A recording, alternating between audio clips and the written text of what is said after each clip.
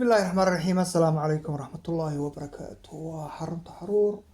ومالين خميس وستيدي لو تجيب بيش الشوال إلهي خير كيد هاينا السيو آمين آمين وعشر كي يقول رأي ما أنت هاتي إلهي رهضو عشر كوحان كو إيجي يقورك يبربركيس باريتان بان قورك يحريرك رقي دمرك قد حيا أن كو ديمك لباتن سنة لباتن سنة أيان بلابا إنان دمرك ويديو إنكريسكا iyo dumarka kale ajaanibka ingiriiska degan iyo dumarka holandiiska ah markaan Holland ka shaqaynayay aan fasaxa ku ahaa marka barigii hore xitaa waxaan weydiin jiray kuwa aan isqabinay saaxiibka iyo saaxiibada inagma taas diintu inooma ogola waana way ka daran tahay guurka taas hablaha ragga saaxiibka la ah ee aan isguursan dhibaato weyn baa ku dhacda oo aan ku dhicin kuwa guursada marka lan ka hadli doona taas marka guurka iyo burburkiisa waxbaan ka qorayaa deedna waxaa iigu kaliftay inaan markii aan diyaar garoobayay casharkan aan u diyaar garoobayay muuqaalkan aan u diyaar garoobayay waxay noqotay ma waxaan ka hadlaa ka iminka jooga Soomaalida Yurub ku dhaqan ee aan ku arkay Ingiriiska Holland ku soo arkay Finland ku soo arkay ayaan kaga hadlaa mise waxaan kaga hadlaa sidii ay ahaan jireen dadkeennii hore ayeeyaasheen iyo awowayaasheen marka waxay noqotay inaan isku milqo oo aan ka hadlo siday ahaan jireen awowayaasheen iyo ayeeyaasheen Ilaahay u naxariistay kuwa imika joogaana siday yihiin si aynu ku aragno ka faa'iidada leh ka najaxa leh ka guulaystay ka khasaaray ugu horeysa waxa weeye runta qodobka ugu horeeya waxa weeye runta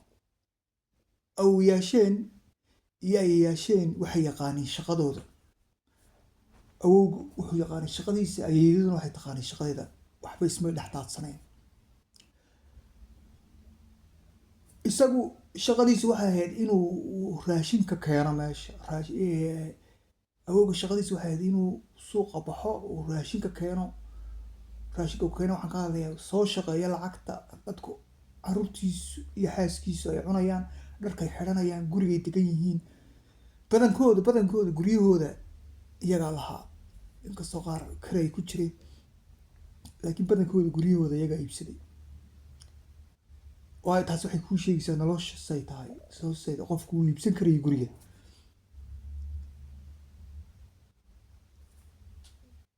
talabaad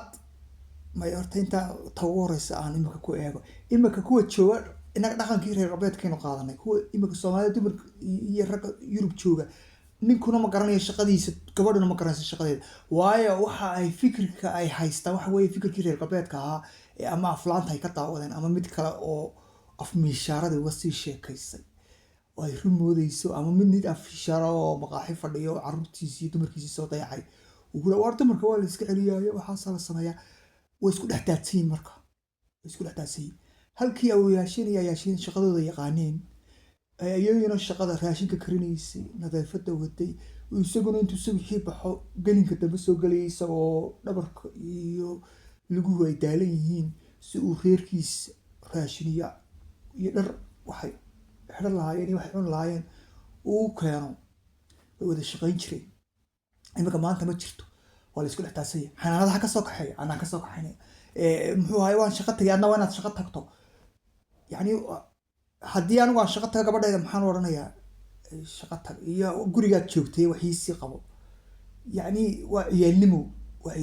waa fikir ciyaalnima taasi waa tagu horeysa talabaadna waxa weeye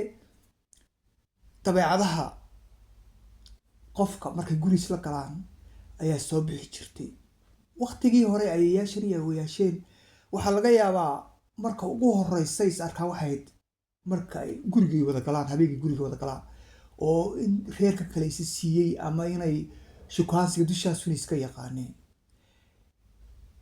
iyada marka maxaa keenaya ayeeyo iyo awowo wuxuu ogaa inuu gabadhnimo ka doonayo ayeeyana waxay ogeed inay ninnimo ka doonayso ninnimo waxaan ka wadaa dabeecadii ragga inuu go-aaninayo inuu runta sheegayo inuu shaqadiisa kasoo baxay reerkiisa meel istaagay iyaduna inay noqoto gabadh fariida oo gaari oo nadiifa oo gurigeedu aanu isdhexdaadsanayn caruurteedu ay karti leedahay maskaxda ay ka dhisto taasay ahay wax kale kamuu sugahayn awowa ayeeyana wax kale kamay sugahayn maanta kuwa joogaa waxay ka sugaysaa wax kale khayaali bay ka sugaysaa khayaali ay aflaanta ka aragtay aflaanta iyo bugaagta caanka ama waxaa laga yaabaa bugaagta maba akhridaba Yurub waxaa la keenay iyadoo oo aan af Soomaali ba aqoon afafkii kalena si fiican ma garanayso mid kala uga sheekeynaysa af mishaara isagiina mid maqaaxi fadhiyo warkooda daawadanay kubadda daawan uga sheekeynaya marka wuxuu ka sugaysaa khayaali ay ka sugaysaa deedna maxaa yaraanaya khayaali waxa yaraanaya kalgacaylka waxay ku oranaysaa ninkan waxaan la sheekaysan jiray 3 sano gabadh baan weydiiyey 2 sano la sheekaysanay 2 sano imikana waa kala tagtay 2 carruur markuu ka dhalay haa haddii ka waran hooyadaa ku siin lahayd ama abaha ninkaa ku siin lahaa waxaad oran lahayd ninkaa isma naqaano oo nin anugu doortay muu hayno oo kaa dooratayna imika maxaa dhacay yacni kama jawaabi karto isaguna sidoo kale wuxuu ku oranayaa gabadhan waxaan la sheekaysan 7 bilood 7 bilood la sheekaysanaysaa haa markaan guri galana way igu xumaatay oo say kuugu xumaataa laba wax bay noqonaysaa sheekh inaad adigu dumarka aqoonin dabeecadahooda iyo inaad adigu aanad garanayn waxa doonayso marka marmarsiya markasta waa la iskriya ragga Soomaaliyeed iyo dumarka Soomaaliyeed Yurub ku arkay markasta mid kale ayuu eed saaray qaar baa ugu fiicanba qaar baa ugu sii daran ma ka wada dhaqanka Soomaaliyeed baa eed saaray hada dhaqan Soomaaliyeed ma wato isagoo dhaqan Soomaaliyeed ma wato hada dhaqanka Soomaaliyeed ayaa eed la saaray jacaylku ma dhinto kalgacaylkuna wuxuu bilowdaa marka guriga la wada galo waxay Soomaalidu ay yiraahdaan jacaylka kalgacaylkan ugu isticmaala kalgacaylka ka fiican waxa baaba marka guriga la wada galo khayaaligii ay ninka ka sugaysay isna gabadha uu ka sugayay khayaaligaas ayaa dhibaatada ku keena guurka taas leewta ayay iyo awow khayaali may kala sugayn run bay ku wada iska sugayeen marka guriga wada galaan war gabadhina waa gabadh soo shaqadeeda kama sabaysaa kalgacaylkiisu sii badanaya soo ninka nin ma reerkiisii ma taageeriyaa ukada tii Yurub joogtay lacag ma haysataa gaare wata shaqo haysataa hadaan shaqo haysan hadaan gaareen dawladda ka baysa lacag laan ma hayso marka maxaa keenay khayaali bay ka sugaysay aflaanta ka ay ka bartay isaguna khayaali buu ka sugayay uu aflaanta iyo nimanka kale ka soo maqlay ayuu ku sii marka qodobka labaad dabeecadii runta ahayd ee guriga lagu wada galay ayaa kuwa maanta jooga khayaali ku dhisnayd halkay awiyaasheedna runta ay ku dhisnayd oo kalgacaylkoodu sii badanayay waxaa jacaylka tirahdaan saddexaadna waxa weeye muxuu ahaayey wax ka sugis qofku waxay oranaysaa uu jecel ninkani jacaylkii khayaaliga ah ee beenta ay ku dhistay uu jecel waa inuu fahmo anigoo aamusan aan u sheegin maadaama uu jecel waa inuu fahmo isaguna sidoo kale gabadha waan jecelahay waan isjecelnahay waa inay fahanto waxaan doonayo war meed u sheegtay adigu waxa doonayso may say ku fahanto ma maskaxda ay akhriyaysaa talabaadna waxa weeye qodobka labaad ee saddexaad ku salaysan inay isbedesho weeye waayo guri ma wada galay waa inay dabeecadii hore bedesho say isu bedeshaa isaguna waa inuu isbedel ninka waan jecelahay hadduu jecel yahay waa inaan isu kay bedelo oo waxaan doonayaa anigu waa inaan sidaan anigu doonayo ninkaygu hadduu jecel yahay waa inuu isbedelo oo muxuu isu bedelayaa sidee isu bedelayaa wuxuu isu bedelayaa khayaaliga yar maskaxdeeda ku jira waa inuu khayaaliga yar maskaxdeeda ku hayso ayuu doonaysaa inuu ku bedesho isaguna sidoo kale khayaaliga maskaxdiisa ku hayo ayuu doonayaa inuu ku bedelo saddexaad ee qodobka saddexaadna waxa weeye waa inuu iga farxiyo waa inuu xeebtay la maro kabaha iska saarno biyaha iyo ciidda aanu saa gacantana aan isqabsano haye masaasaa farxada haa waa inuu shamac ii shido waa inuu raashinka ii kariyo isagu marmar ama mar kasta ii kariyo